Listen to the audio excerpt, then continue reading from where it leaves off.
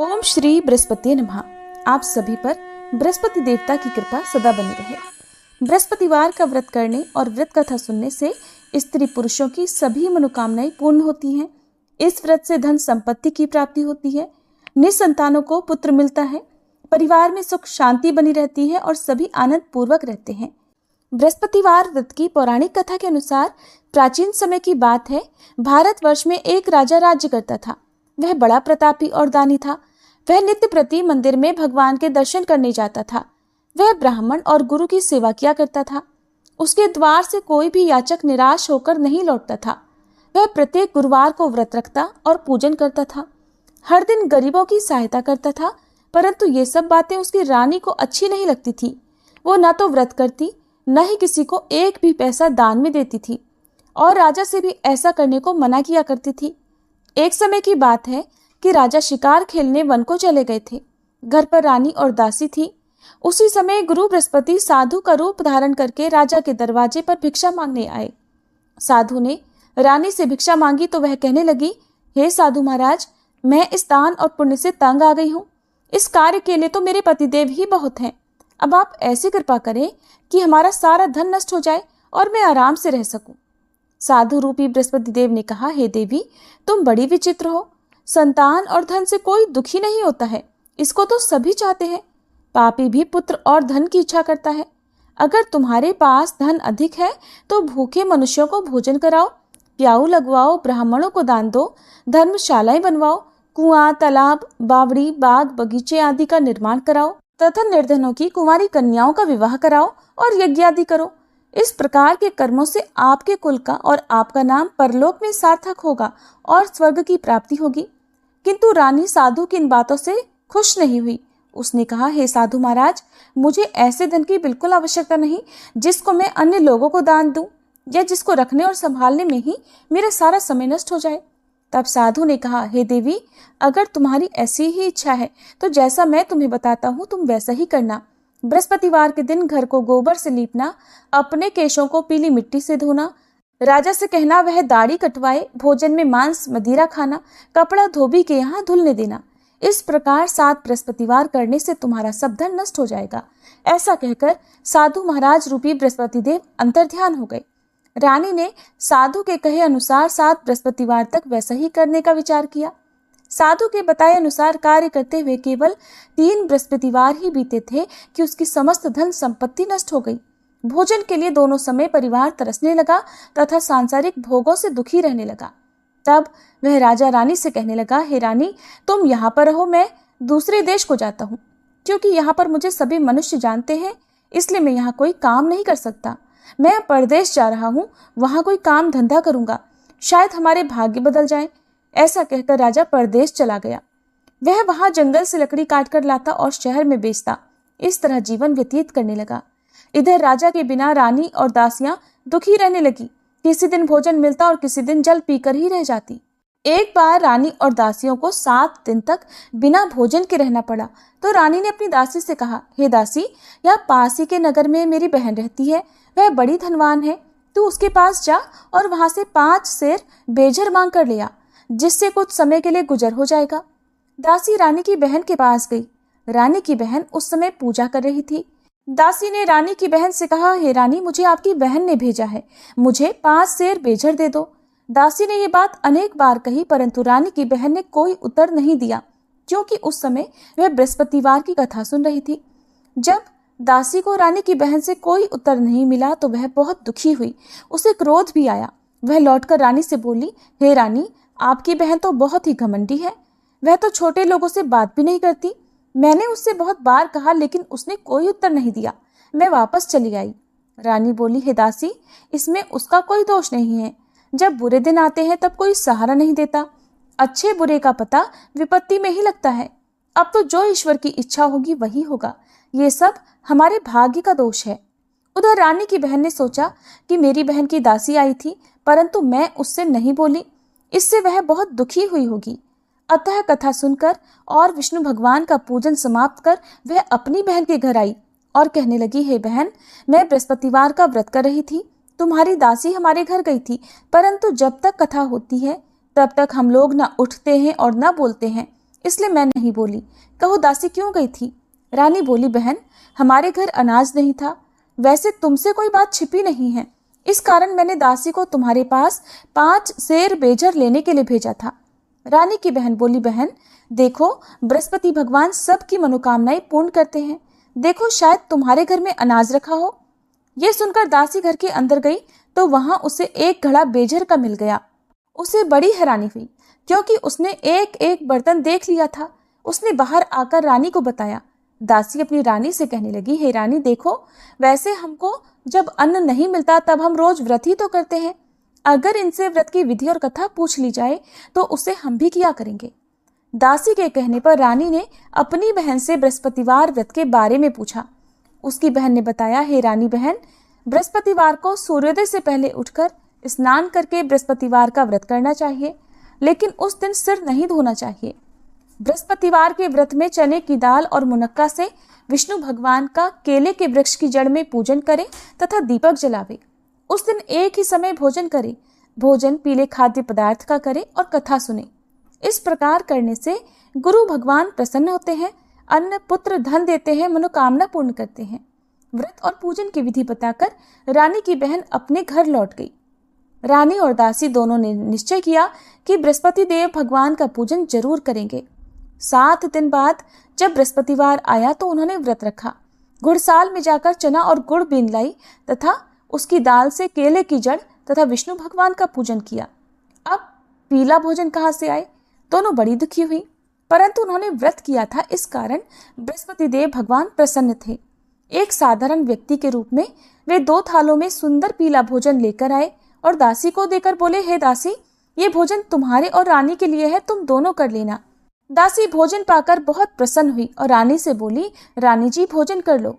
रानी को भोजन आने के बारे में कुछ नहीं पता था, इसलिए वह दासी से बोली, जा तू ही भोजन कर, क्यों तू व्यर्थ में हमारी हंसी उड़ाती है। तब दासी बोली, रानी एक व्यक्ति भोजन दे गया है। तब रानी कहने लगी, वो भोजन तेरे लिए ही देकर गया है, तू ही भोजन कर।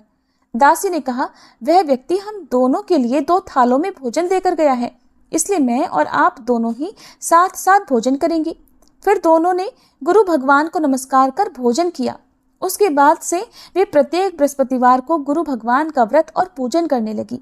बृहस्पति भगवान की कृपा से उनके पास धन हो गया, परंतु रानी फिर पहले की तरह से आलस्य करने लगी। तब दासी बोली, देखो रानी, तुम पहले भी इसी प्रकार आलस्य करती थी। तुम्हें धन रखने में कष्ट होता था, इस कारण सभी धन नष्ट हो गया। अब गुरु भगवान की कृपा से धन मिला है तो तुम्हें फिर आलस्य होता है। बड़ी मुसीबतों के बाद हमने ये धन पाया है, इसलिए हमें दान पुण्य करना चाहिए। तुम भूखे मनुष्यों को भोजन कराओ, प्याऊ लगवाओ, ब्राह्मणों को दान दो, कुआं, तालाब, बावड़ी आदि का निर्माण करवाओ, मंदिर पाठशाला बनवाकर दान दो, कुंवारी कन्याओं का विवाह करवाओ, धन को शुभ कार्यों में खर्च करो, जिससे तुम्हारे कुल का यश बढ़े और स्वर्ग प्राप्त हो और पितर भी प्रसन्न हो। दासी की बात मानकर रानी ने इसी प्रकार के कर्म करने प्रारंभ कर दिए, जिससे उनका काफी यश फैलने लगा। एक दिन रानी और दासी आपस में विचार करने लगी कि न जाने राजा किस दशा में होंगे, उनकी कोई खोज खबर नहीं है। उन्होंने बृहस्पति देव से प्रार्थना की और तब भगवान ने रात्रि में राजा को स्वप्न में कहा, हे राजा उठ, तेरी रानी तुझको याद करती है, अब अपने देश को वापस लौट जा।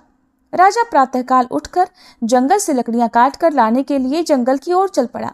जंगल से गुजरते हुए वह सोचने लगा, रानी की गलती से उसे कितने दुख भोगने पड़े। राजपाट छोड़कर उसे जंगल में आकर रहना पड़ा। जंगल से लकड़ियां काटकर उन्हें बेचकर गुजारा करना पड़ा।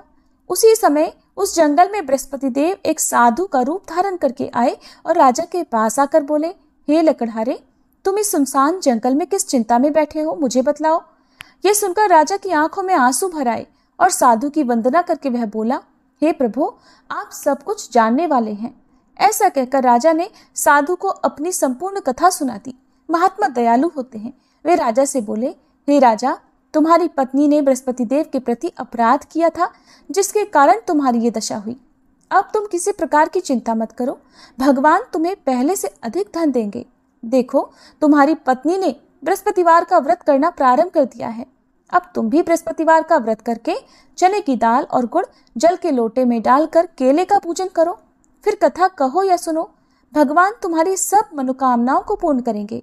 साधु को प्रसन्न देखकर राजा बोला, हे प्रभु, मुझे लकड़ी बेचकर इतना पैसा नहीं मिलता जिससे भोजन करने के उपरांत कुछ बचा सकूं, और मैंने रात्रि में अपनी रानी को व्याकुल देखा है।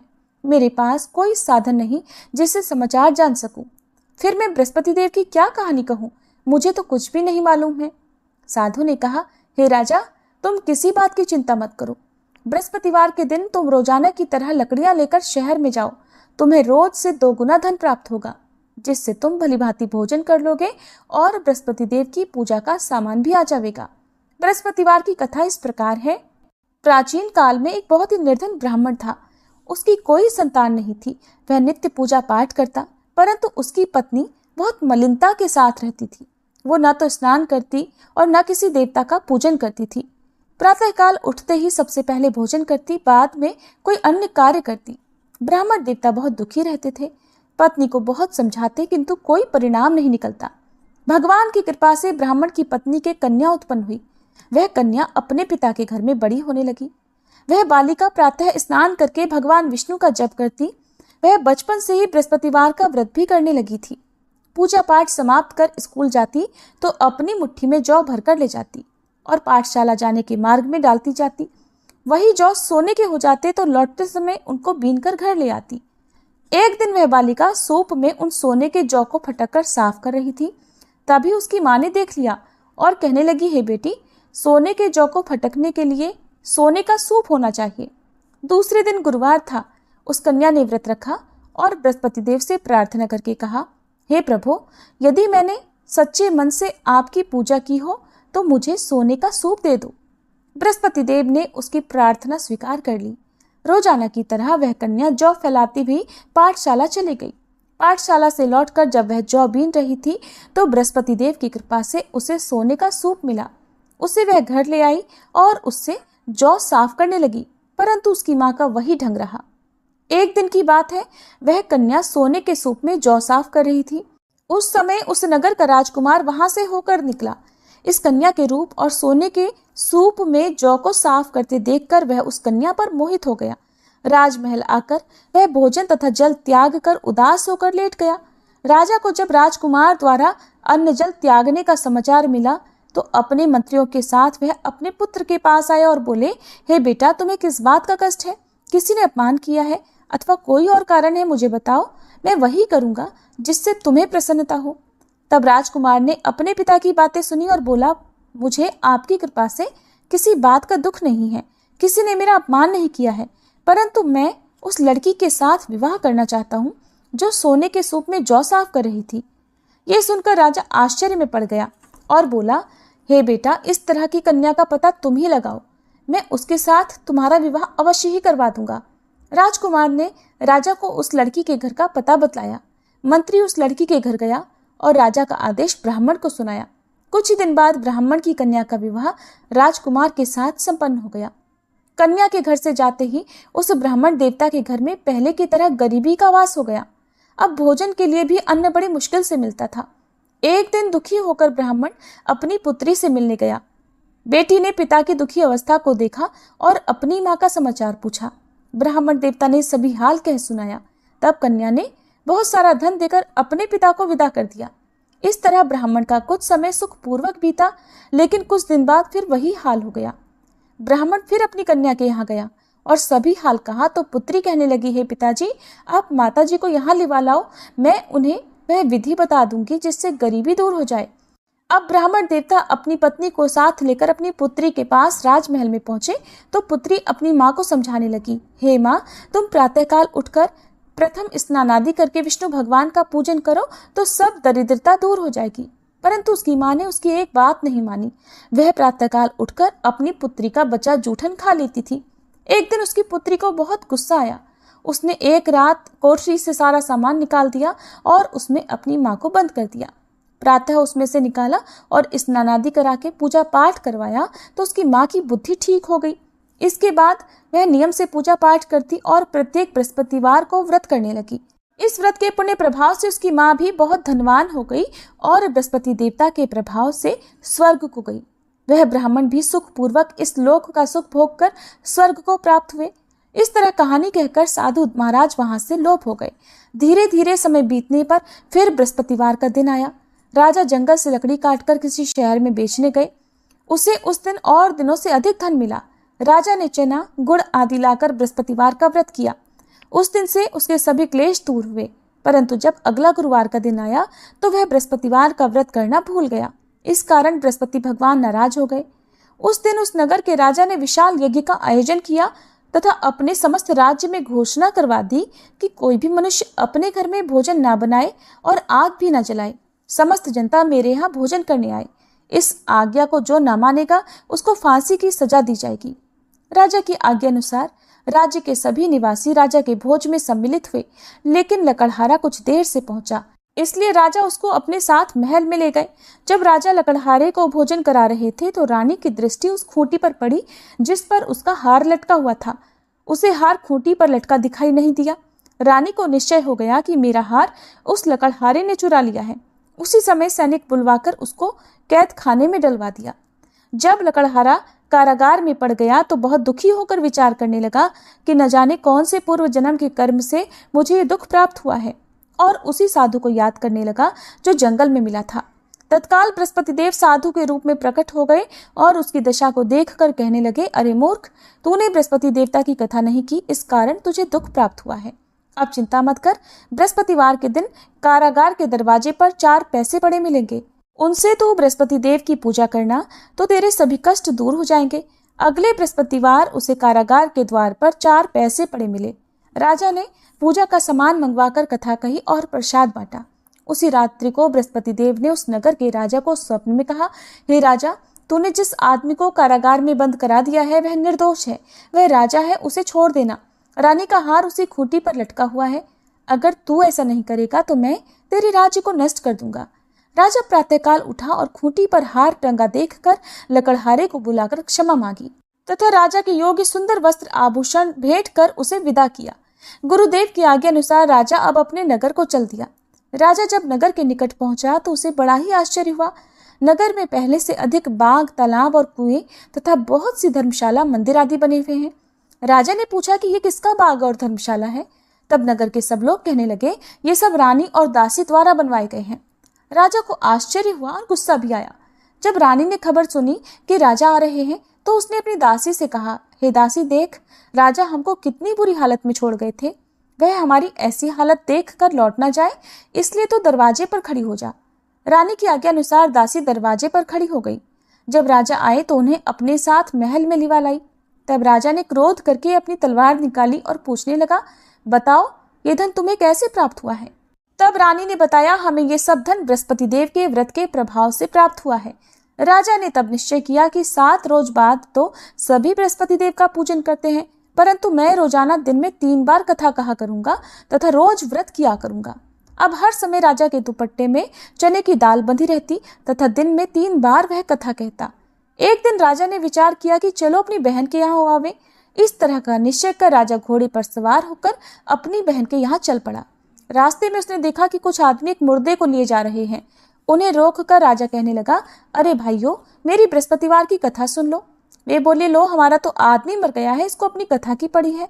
परंतु कुछ आदमी बोले, अच्छा कहो, हम तुम्हारी कथा भी सुनेंगे। राजा ने दाल निकाली और कथा कहनी शुरू कर दी। जब कथा आधी हुई तो वह मुर्दा हिलने लगा और जब कथा समाप्त हुई तो राम राम करके वह मनुष्य खड़ा हो गया। राजा आगे बढ़ा, उसे चलते चलते शाम हो गई। आगे मार्ग में उसे किसान खेत में हल चलाता मिला। राजा उससे बोला, अरे भैया, तुम मेरी बृहस्पतिवार की कथा सुन लो। किसान बोला, जब तक मैं तेरी कथा सुनूंगा तब तक 4 हरैया जोत लूंगा।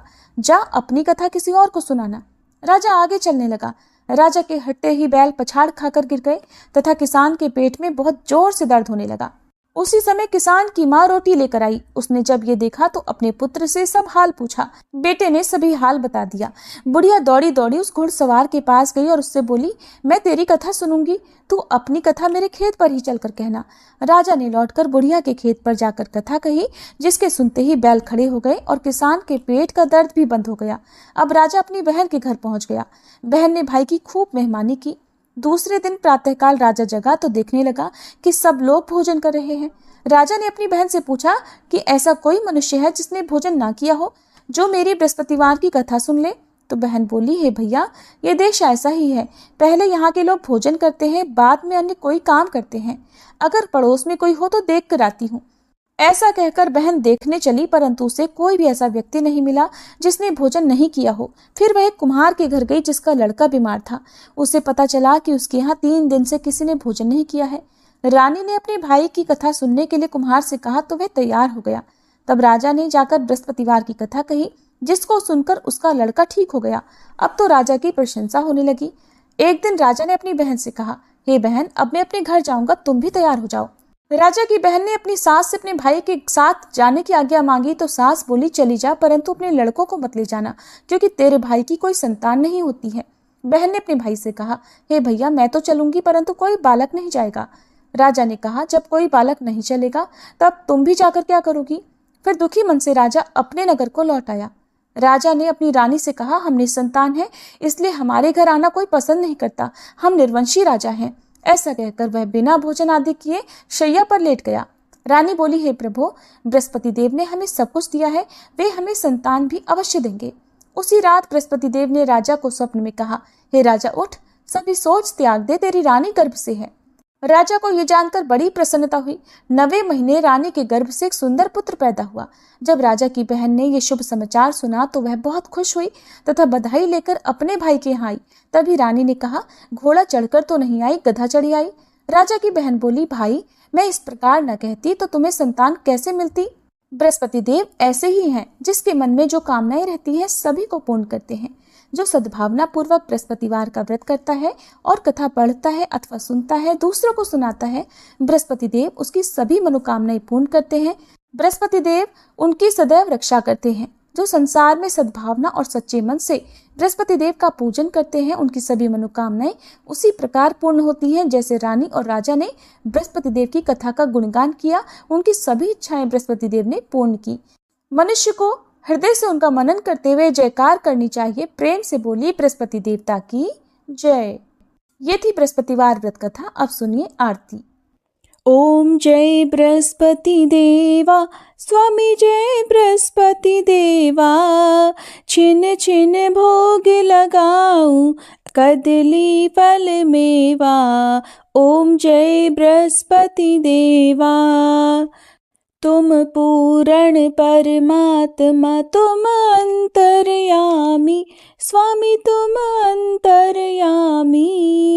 जगत पिता जगदीश्वर, जगत पिता जगदीश्वर, तुम सबके स्वामी। ओम जय बृहस्पति देवा। चरणामृत निज निर्मल, सब पातक हरता, स्वामी सब पातक हरता।